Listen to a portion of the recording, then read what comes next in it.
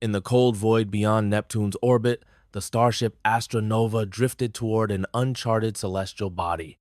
Viridian 6, a pale gem orbiting a red dwarf. No human had ever set foot there. Our mission: to explore the reported alien base detected by deep space sensors. As the airlock cycled open, my voice echoes through the corridors, soft but urgent. Crew, report, all systems green, ambient readings, oxygen trace, breathable mix, gravity, Earth-like, advancing to the ingress tunnel. We step into a cavernous passage carved directly into the emerald rock. Walls hum with bioluminescent veins pulsing in greeting or warning. Shadows flicker as our hollow heads gesture coordinates. At 50 meters in, the hall opens into a vast chamber. A massive crystalline archway dominates the field of view. Its geometry defies Euclid planes, shifting angles impossible. My voice softens. Look at that structure. It doesn't merely stand, it seems alive. Energy resonates through the air. I feel it in my bones. We approach, hesitant. A low hum builds, synchronizing with our own heartbeats. The arch unfurls, revealing a corridor beyond. We cross the threshold. Instantly, walls shift. Corridors lengthen or shorten at whim. Gravity fluctuates on step, yields moonlight float. The next crushes us downward. Our suits adapt, biometrics spike. Warning, gravity instability detected. Adjusting stabilizers. The crew fans out, exploring. Chambers branch in fractal patterns. Strange glyphs glow on walls, shifting shapes like living script. In one alcove, we discover a pool of iridescent liquid. It mirrors our reflections, but the reflections shift first, anticipating our poses, moving independently. Did you see that? Our reflections? They were alive. We record everything. A voice in my comm: Captain, life signs ahead. 3 entities detected, biorhythms low, but present. We edge forward. In the next hall, 3 tall figures stand motionless. Their forms are slender, elongated arms too long, heads tapered, eyes deep pools of silver. A gentle green aura surrounds them. They do not move. Neither do we. Attempting communication, I whisper. My voice vibrates in the suit. Listening, language pattern undefined. I extend a translator, pulsatient but adaptive. Moments stretch, then the figures shift in perfect unison. Their voices echo inside our helmet shamanic, layered, neither male nor female, but profoundly, inhumanly welcoming. Welcome, travelers, they intone collectively. We exhale relief. I respond through the translator. We are explorers from Earth. We mean no harm. Silence. Then they gesture, pushing forward. They want us to follow. We comply, stepping through a doorway into a vast inner sanctum. The ceiling arcs overhead like a living spine covered with shimmering filaments. At the center, a dais hosts a crystalline orb, glowing with swirling emerald light. This must be their power core. It pulses in time with our heartbeats. They speak again. We sustain. We connect. Our consciousness is shared across worlds. You are isolated, yet here, you can join. One of them touches the orb. Suddenly, my mind floods with images. Countless worlds, living networks, galaxies alive. I hear billions of thoughts converge. I reel sensation overwhelming. My helmet flashes warnings, neurological overload. Crew, stand by, signal, grounding. I push the override, severing the flood. My head throbs, but clarity follows. I see purpose. They preserve life's memory across space. They want to share wisdom, but humans might not withstand the torrent. We need a bridge. I step forward, hands raised. We need time, teaching, gradual. The aliens consider. They nod. One places its hand on my shoulder, light pulses through me, soothing. Data downloads. I stagger back, eyes wide, receptive. The orb dims, the corridor brightens. They have accepted our terms, slow integration. As we exit the chamber, I speak into calm. Mission log. First contact successful. Alien base functioning. Shared consciousness possible with staged integration. We leave with knowledge and a promise to return prepared. We retrace our steps. The base hums gently behind us, guardians of cosmic memory, awaiting our return. Viridian 6 slips behind the ship's viewport. Ahead lies the uncharted deep. End log. Astronova signing off. I didn't sleep that night, not that sleep comes easily on alien soil. Even inside the Astronova, with its synthetic air and electromagnetic shielding, the base's presence pressed into our thoughts like a hand on the back of the skull. The others felt it too. Not voices exactly, not words, but a low, persistent resonance like a memory you haven't lived, trying to be remembered. The alien base wasn't just awake, it was listening. When the second team entered the structure at 600 hours, I stayed back to monitor from command. But within minutes, things changed. Signals that had once flowed smoothly from their suits began to distort static, echoes, delays. And then, something stranger. Captain, the comms officer said quietly, we're receiving messages, but they're not from the crew. The messages weren't in any known language. They came as tone squirts, really rising and falling in melodic sequences that somehow felt deliberate, not an accident of frequency, an attempt to reach out. I gave the order, isolate the signal, reroute through the ship's linguistic AI, apply quantum pattern recognition. We waited. On screen, the decoded stream began to form, words hazy and fragmented at first, then clearer. Echoes return, thought reverberates. Memory is not yours, but you carry it. I stared at the screen. What memory? Whose? Before I could ponder it further, the comm sparked again, this time from Ground Team 2. Hollow, distant, distorted. Captain walls shifting again, chambers are moving, heard something behind the... Then silence. I sent the third team in. They found the second team unconscious alive, but comatose. No signs of injury, no trauma. But their vitals pulsed in sync with the alien harmonics, like their minds had been caught in a broadcast they couldn't turn off. And still, from deep inside the base, the messages kept coming. The burden was buried. You are not meant to remember. I had to go in myself.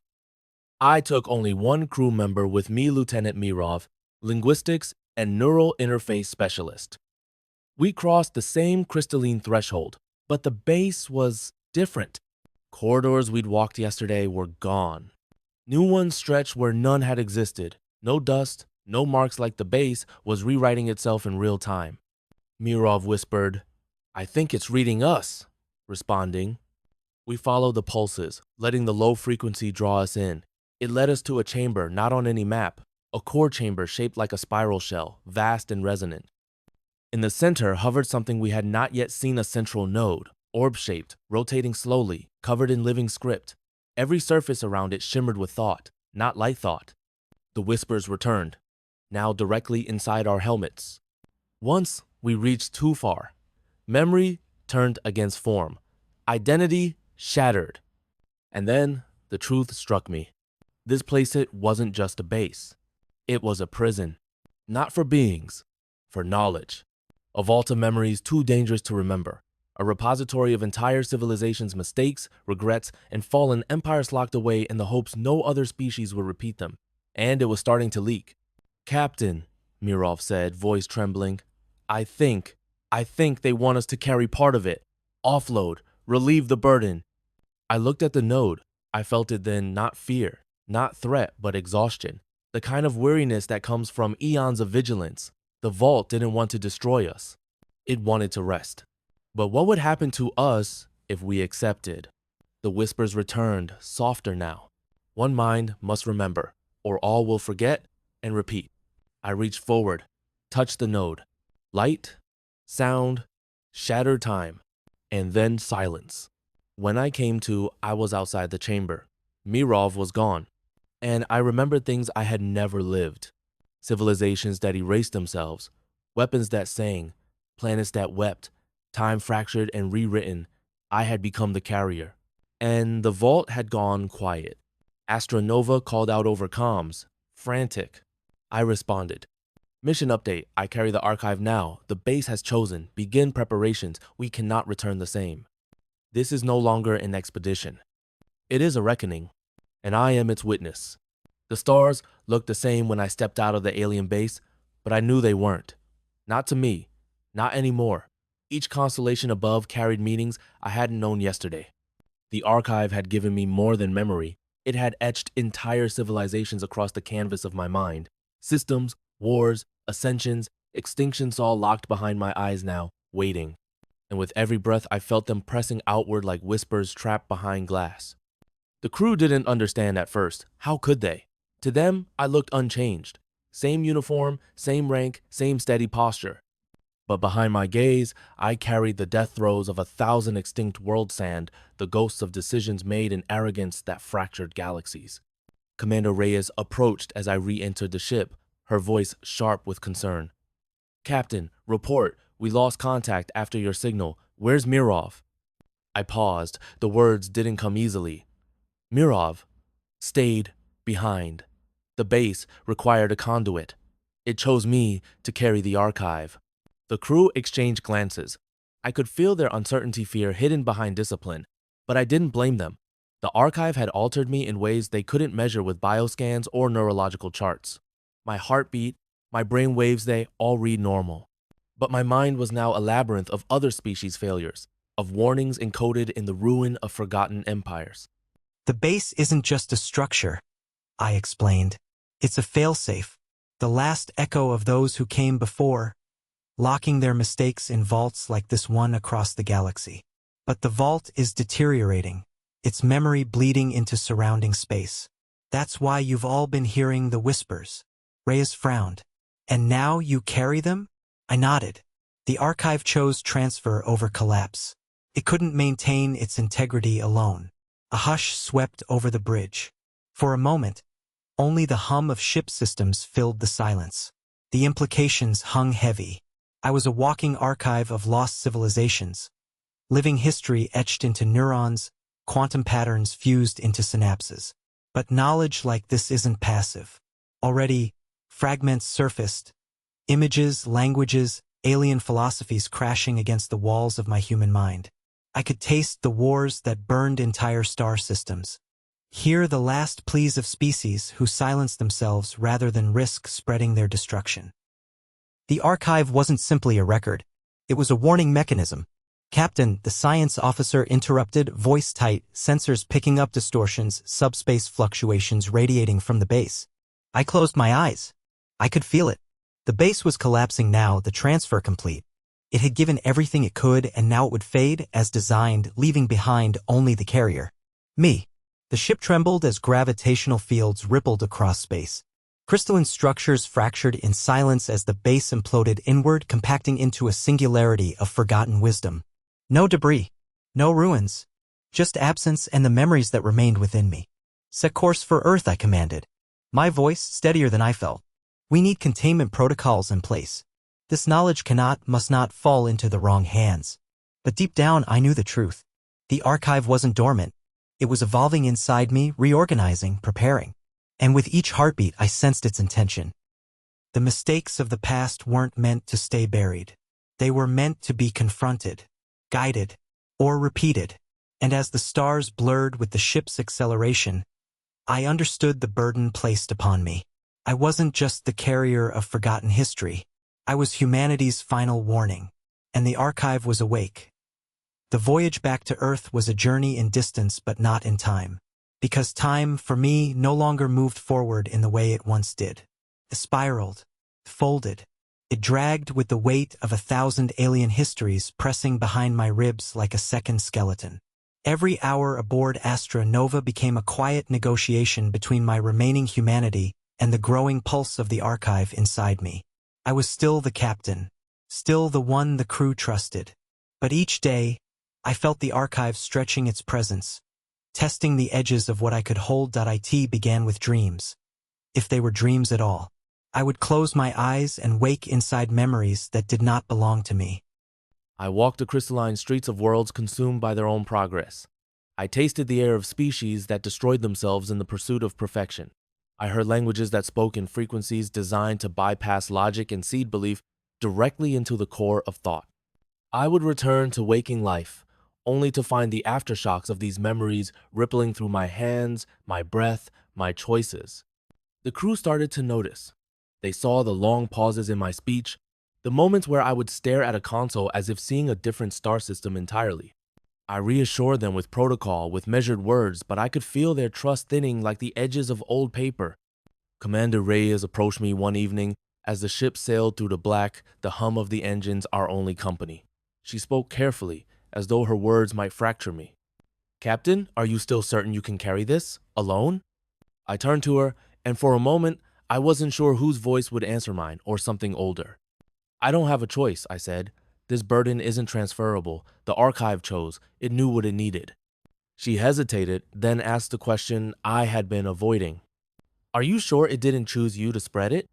I had no answer, because somewhere beneath the surface, a quiet certainty gnawed at me. The archive wasn't dormant. It was active, growing, seeking resonance. It whispered in flashes of ancient languages I shouldn't understand but did. It offered solutions to problems before I even recognized them.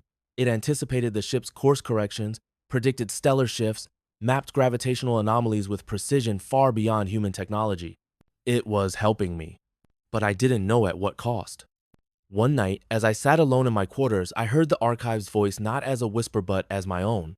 It spoke through me, calm and patient. You are the conduit. The pattern must continue.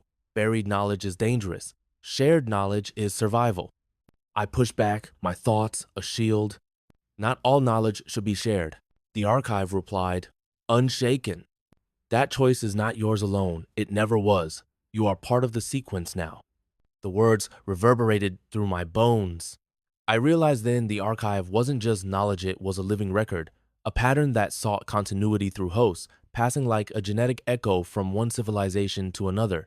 Its survival depended on spreading, on embedding itself into new minds, new histories. But I wasn't ready to surrender. I locked down the ship's data cores, isolated the archive's digital signals, shielded communications. I tried to create walls where it would find no doors. For now, I retained control. But the archive had patience I could never match. It was older than empires. It could wait longer than I could resist. And even as I gripped the rails of the observation deck, staring into the abyss of deep space, I felt the shape of what was coming. The archive was not a relic. It was a seed, and I was its soil. By the 12th day of transit, it was no longer possible to tell where the archive ended and I began. It crept in quiet increments, never loud, never forceful, but constant, like the rising tide on a forgotten shore. At first, it was just knowledge alien history threading through my neural pathways like dormant data. But knowledge becomes thought, and thought becomes instinct. That was the real danger. I started solving equations I'd never studied, predicting stellar drift beyond human capability, anticipating the crew's decisions before they voiced them. It didn't feel like corruption. It felt like evolution. But even evolution has a price, and I could feel mine pressing behind my eyes like static waiting to burst. The crew kept their distance now, not out of disrespect but fear. They'd seen the change in me, subtle things. I no longer needed rest. My eyes reflected faint glimmers that weren't just ship lighting. My voice, when I spoke for too long, carried a harmonic undercurrent low, resonating, not entirely human. Commander Reyes confronted me again, more forceful this time. Captain, I ran the bioscans. You're adapting. Neural restructuring, cellular modification. You're not the same. I nodded. There was no point in lying. The archive is integrating. It warned me this would happen. Reyes' eyes narrowed, suspicion battling duty. And how long before you're not in control? I wanted to tell her I was still the one making choices. That I held the reins. But even as I formed the words, I wasn't sure if they were entirely mine. The archive wasn't malicious, but it was purposeful. It had survived millennia by embedding itself within species capable of carrying its burden. And now, I was the next vessel in a sequence older than Earth itself. But the ship needed a captain. Humanity needed a line between knowledge and surrender. I had to hold that line. I am still me, I told Reyes, voice steadier than I felt, but I can't deny what's happening. She looked at me, eyes hard with the weight of impossible decisions, but in the end, she nodded. Trust, for now. But I knew the fractures beneath that trust widened with every passing hour. That night, the archive spoke clearly for the first time not in whispers, but in full cognition, threading through my thoughts as if it had always belonged there. The pattern nears completion. Earth is not the end. Earth is a conduit. I pushed back with all the fragments of my human identity. We're not ready. Humanity isn't built to carry this. The archive's response was patient, almost sorrowful. Neither were those who came before. But delay breeds extinction. Knowledge buried festers. You have seen the history civilizations collapse under the weight of their forgotten mistakes. It was right. The memories burned inside me like scars etched across the timeline of extinct empires. But I had also seen what happened when information overwhelmed unprepared minds. Madness, collapse, ruin seated in the pursuit of progress. There had to be balance, a threshold, a choice. But the archive didn't see choice. It saw inevitability. The stars outside the viewport blurred with the hum of faster-than-light travel, but my mind stayed rooted in those spirals of ancient memory. Species long gone, their final moments encoded in the archive's vast lattice of loss. The pattern would continue, that was certain. The only uncertainty was whether I could guide either be consumed by it. I gripped the console, feeling the faint, rhythmic pulse beneath my skin beat, not entirely mine anymore. The archive was no longer just knowledge. It was transformation. And Earth was next. The final days before re-entry into the Sol system unfolded like a slow collapse of identity.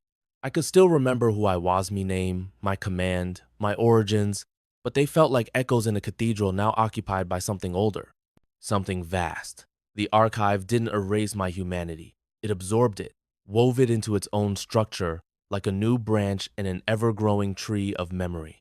Each night aboard Astronova became an internal war of languages' dead tongues, echoing through my dreams, philosophies alien to Earth's frameworks, taking root in the crevices of my reason. I no longer thought in linear time. My mind operated across multiple vectors, triangulating ideas from extinct civilizations to anticipate the path ahead, and with every integration, I drifted further from the man my crew once followed. Commander Reyes now watched me with guarded restraint. Her words were precise, clinical. The warmth we once shared camaraderie forged through a dozen missions was gone, replaced with calculation, caution.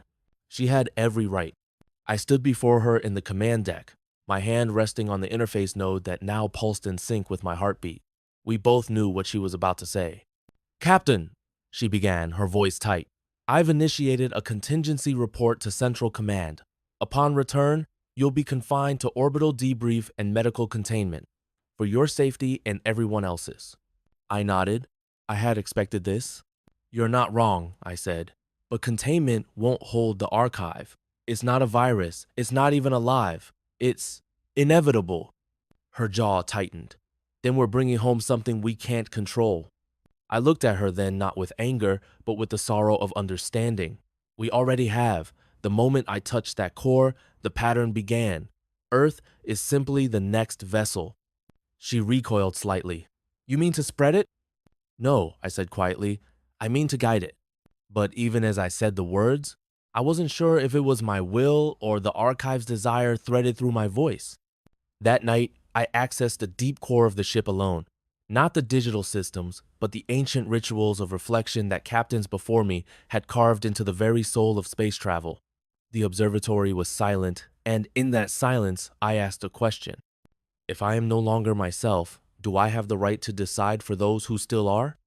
The archive stirred gently, not with words, but sensation like standing beneath a waterfall of memory.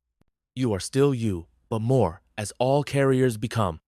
I breathed in, resisting the tide. "What happened to the others?" A pause. Then, "Some were broken. Some became gods. Some burned their worlds to ash trying to forget." The silence after that answer felt like judgment. And in it, I realized the true test wasn't technological. It wasn't even biological. It was ethical. Would I allow the archive to grow unchecked inside me until my voice was no longer mine? Or could I build a wall inside my mind, a bridge of translation between what it carried and what we could bear? I had to believe in the latter, because if I couldn't contain it, someone else would try. And they might not care about restraint. They might seek to weaponize it. To turn ancient knowledge into modern control. I left the observatory and returned to the command deck. Reyes looked up. "You're calm. I've made a decision." She folded her arms. "Let's hear it." I looked out toward the growing gleam of Earth in the distance. "When we arrive, I'll submit myself to quarantine. But not because I'm dangerous. Because I need time. Time to separate what's mine from what isn't. Time to build a framework for what the archive holds. If we can survive the weight of it, We may never have to repeat the tragedies buried in its depths. She studied me, the flicker of old trust passing through her eyes, brief, uncertain, but real. And if you can't separate it, I turned to face her fully. Then I'll lock myself away with it, forever. When we finally entered Earth's orbit, I expected the weight in my chest to lift. Didn't. The archive had settled within me like ancient roots twisting beneath the foundation of a city. Earth's familiar coordinates, the patterns of home, the distant pulse of human communications, they barely stirred me. I was watching it all through a lens now. A lens made of other worlds, other failures, other attempts at survival that had all ended the same way.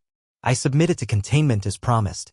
They escorted me in silence, through sterile corridors, through security locks, past layers of walls designed to keep the dangerous separated from the fragile.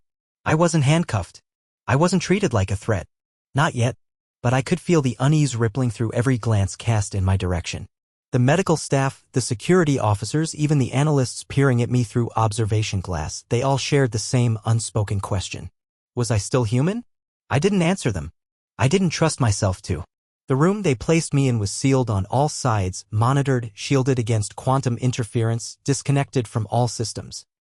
I sat in silence while they flooded me with questions, psychological protocols, neurological assessments.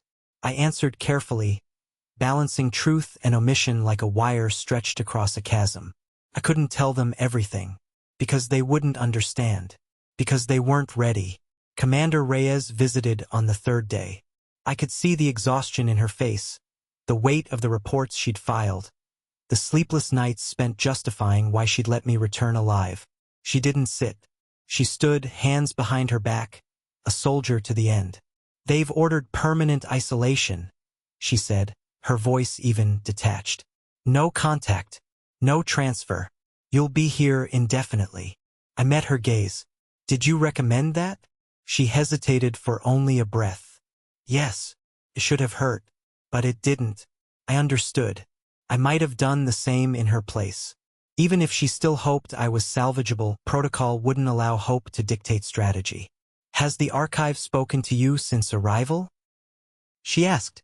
I let the silence settle before answering. It never stopped speaking. Even now. Reyes swallowed hard. And what is it saying? I looked at the floor, then back at her. It's patient. It's waiting. Waiting for what? For me to decide. She shook her head. You don't have that luxury. You don't get to choose. Earth can't afford that risk. But I knew better. I knew Earth had already absorbed the risk. The archive's pattern didn't transfer by touch. It transferred by presence, by resonance, by thought. I was the carrier, but the echoes had already begun rippling through the minds around me. I could feel them. In the guards who'd stood too long outside my door. In the analysts who'd listened to my voice for hours. In Reyes. Seeds planted without consent, growing silently. The archive didn't need a broadcast. It didn't need to escape containment. It already had. I leaned forward, my voice calm, steady. You can lock me away. You can sever transmissions. You can isolate my body. But you can't stop what's begun. It's already in the fabric now. In memory. In the pauses between thought. Reyes stared at me, her breath caught somewhere between denial and dread. Even if you never hear it, I continued, it will keep whispering. Her fists tightened, but her voice softened. And what if we silence it? Erase every trace? I shook my head. You can't kill an echo. She stepped back, the weight of the realization settling over her. The archive had always known. It was never about me. It was about them. The ones who would carry fragments unknowingly. The ones who would spread it slowly across generations. A living pattern. A silent contagion. A memory that would outlast us all. And I was just its beginning. The room they gave me was bare, no windows, no reflections, no access to data systems. Just a metal bed bolted to the floor, a table that recorded my pulse every second, and walls thick enough to dampen even thought. But the archive was never confined by matter. It moved through me like current beneath ice, silent, unseen, waiting for the thaw. I once believed quarantine would preserve what remained of my human identity. Now I knew it only slowed the inevitable. They tested me daily. Neurologists with dead eyes, psychologists repeating the same questions in different orders, hoping to catch a shift in thought, a crack in the self. But I gave them what they needed, measured answers, emotion held in the correct ratios, logic anchored in Earth's known laws. It didn't matter. Behind their words, I felt the ripple of something else. A twitch in the eye. A change in tone. The archive wasn't speaking to them directly, but its rhythm had already entered the room. It was spreading through their curiosity, through their proximity, through every question they asked. That's how it always began, civilizations pulling threads they didn't understand until they unraveled the whole. I had seen it, lived it, 1,000 variations of the same pattern recorded across star systems now dust. The archive doesn't infect. It mirrors. It amplifies what's already there. Knowledge, unchecked. Curiosity without wisdom. Progress without anchor. On the 7th day, they sent someone new. Not a scientist. Not military. A child. Her name was Anna. 9 years old. Daughter of a technician. I never learned how she got into the observation chamber. She sat across the glass and stared at me through unblinking eyes. No fear. Just fascination. When I looked into her face, I saw a reflection I hadn't expected. One without distortion. Innocence untouched by structure. A mind not yet weighted by the arrogance of logic. Perfect receiver. She tilted her head and asked, "Are you dreaming someone else's dreams?"